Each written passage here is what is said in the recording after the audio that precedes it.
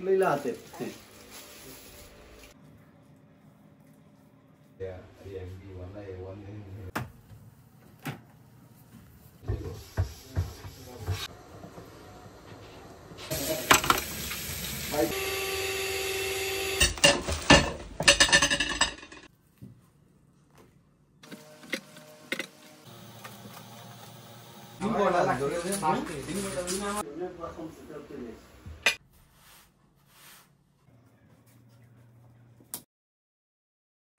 আসসালামু আলাইকুম টাইনিওয়াল ফ্যামিলির সবাইকে অনেক অনেক ভালোবাসা জানিয়ে শুরু করছি আরও একটি নতুন ব্লগ।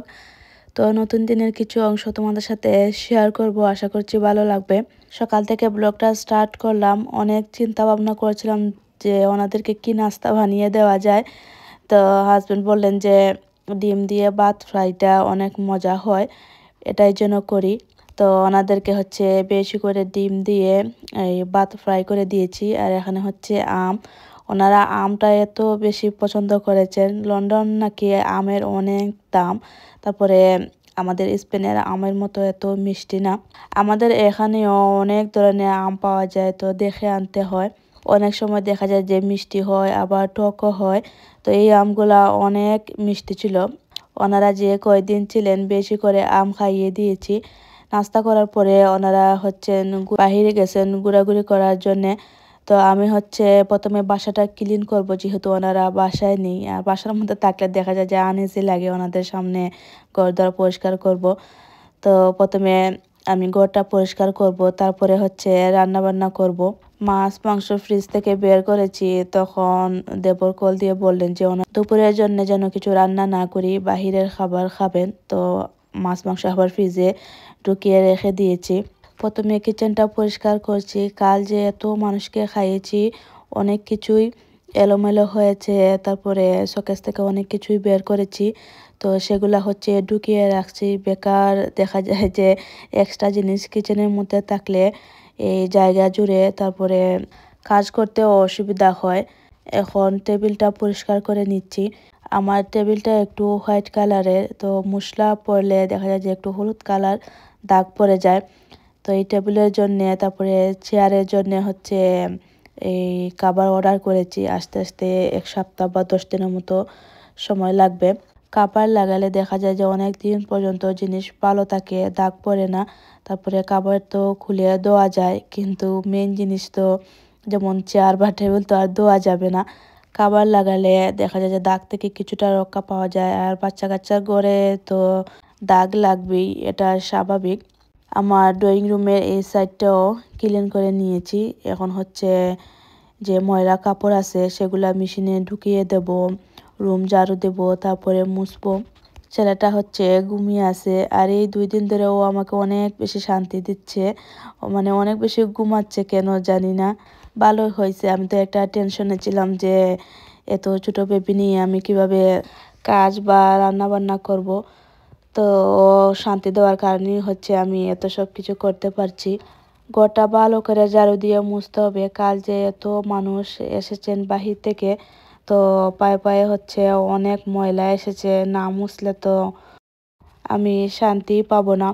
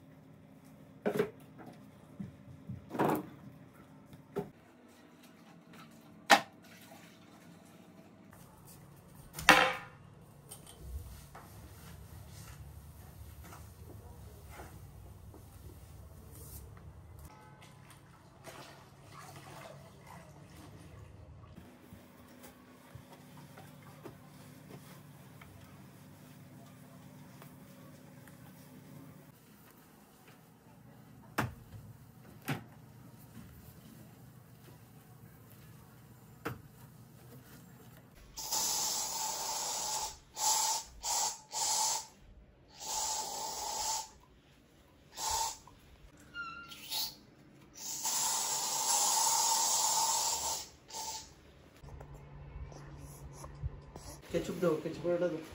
লীলা হাতে।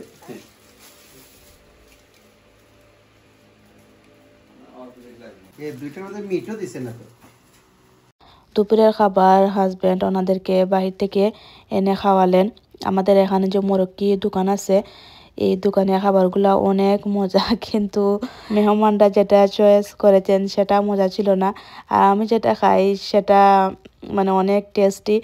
তো হাজব্যান্ড হচ্ছেন আমার জন্যে আমি যেটা খাই সেটা এনেছেন, আর ওনাদের জন্য ওনাদের চয়েস অনুযায়ী এনেছেন। তো আমি হচ্ছে আমারটা থেকে অর্ধেক ওনাদেরকে দিয়েছিলাম টেস্ট করার জন্যে। তো আমারটা ওনাদের খুব ভালো লেগেছে।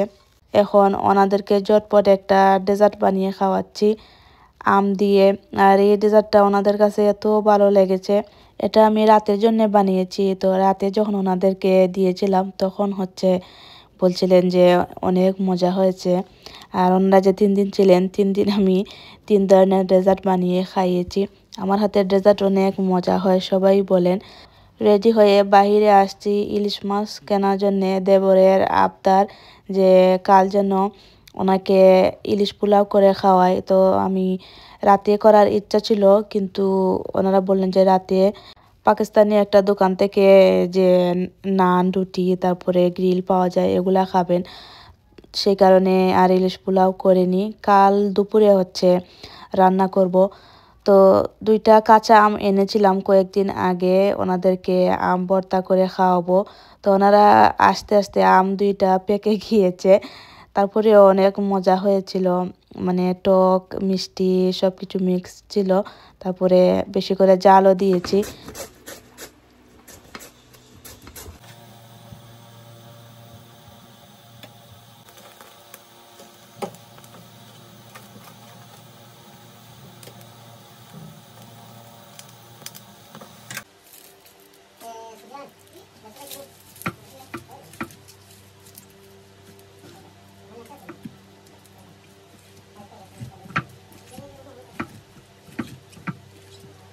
হাজবেন্ডের যে আরো কয়েকজন আত্মীয় স্বজন এখানে থাকেন, ওনারা আসছেন।